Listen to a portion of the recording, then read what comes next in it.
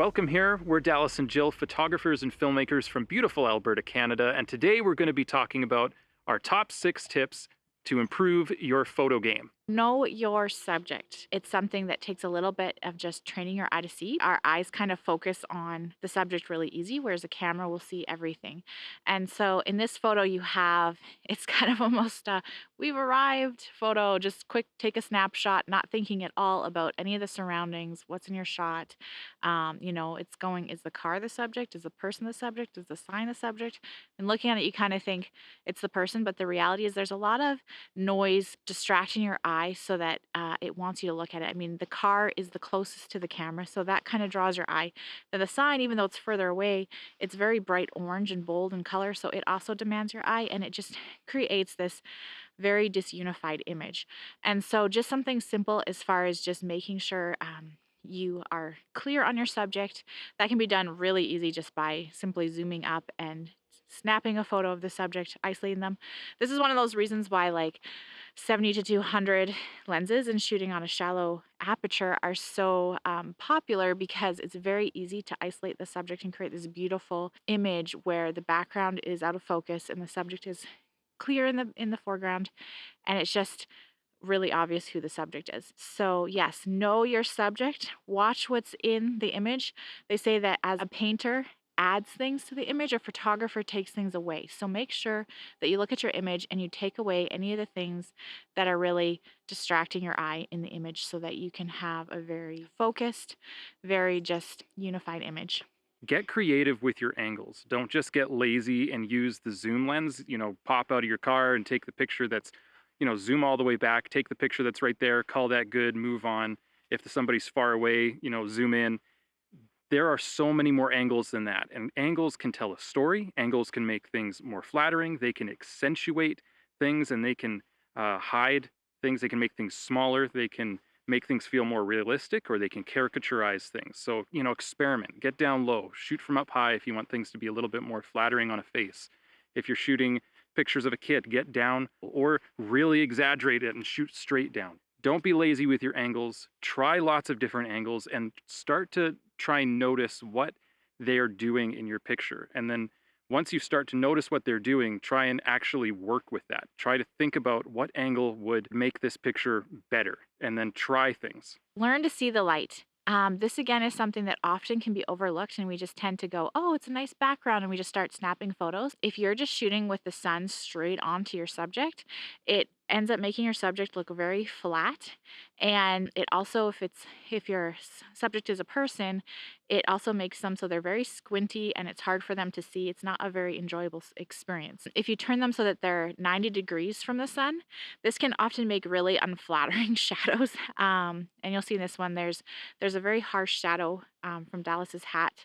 You can get really like bags under the eyes, weird shadows on the nose, and it just makes for a very contrasty face where you have one side is very bright and one side is very dark. And so this is generally the least flattering way to take a photo of like a person. If you're wanting to do, as far as for portrait photography, if you turn them around so that their back is towards the sun, this creates a little bit more of that glow and a halo behind them. And then it helps them so that their eyes are open and they can see better. If you're taking landscape, if you do if you do like a sideways shadow, that can work really well for your landscape. But for a person, you really want to try to keep them so that the sun is behind, you get that nice glow. You can pop a little bit of flash so that it just brightens up their face a little bit. You want to learn to see the light, and even just learning to see different temperatures of light, because you have golden hour, that's when the sun is setting. You have blue hour, that is either just after the sunset or just before the sun is risen. And then you have like noon, where it's just not very flattering, harsh light. If you're shooting at noon, going into shadow, so that you're not in that harsh light. But just really play around with it and just be paying attention. Often when I come to a spot, I'll put my fist up, and you can really easily see what it's going to do on somebody's face just by looking at the shadows that are cast on your fist, and just kind of paying attention to the location you're at. Where's the sun? Which direction do I want to shoot? Or just even taking into consideration, before you go to a location, what time of day would be most ideal with the angle you want to shoot it at, with where the sun is at. There was a trendy piece of advice in the photography world a little while ago that was I take one picture and it's perfect and then I move on.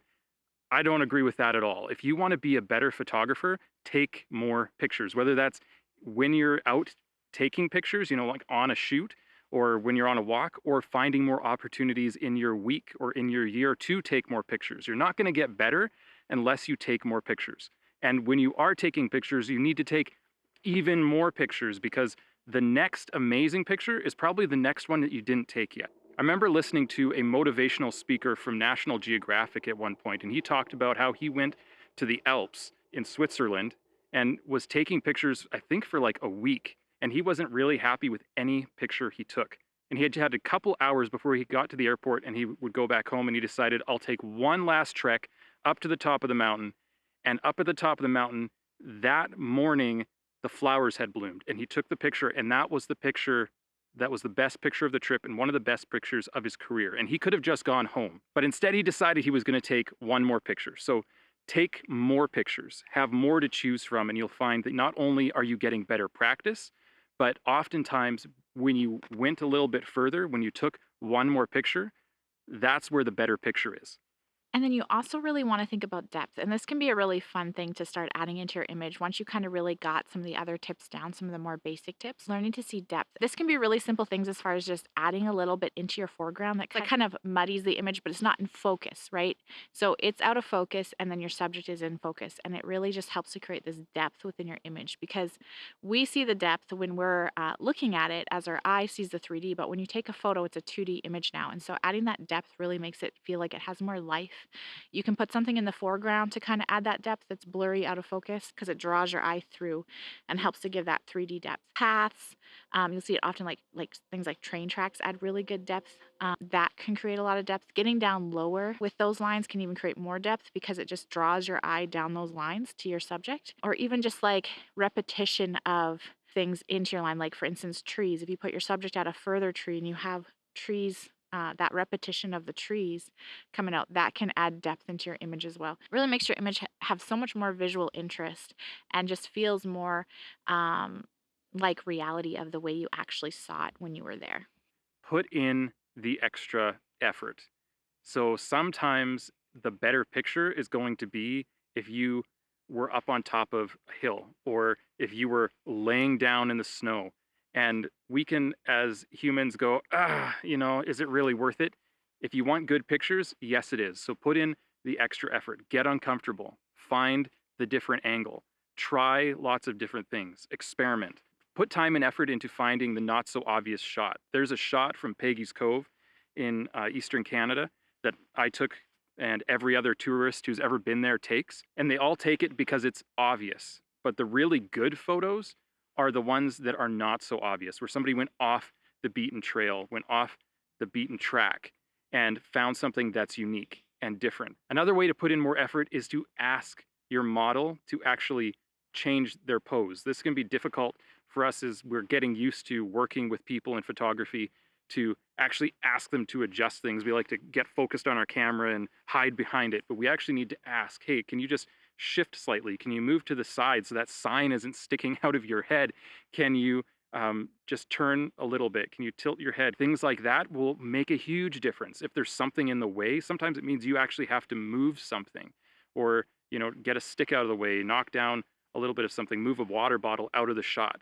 Those kinds of things make a huge difference in the kind of pictures you are taking when you're paying attention to those details and put in the extra effort getting uncomfortable taking your photos. Thanks for watching. We hope that you enjoyed this video and that you can really utilize the tips here to really just go out and have fun and shoot better photos. If you have any questions, post a comment down below. If you use these tips, post your Instagram down below. We'd love to take a look, and we'd love to see you in a future video. Bye.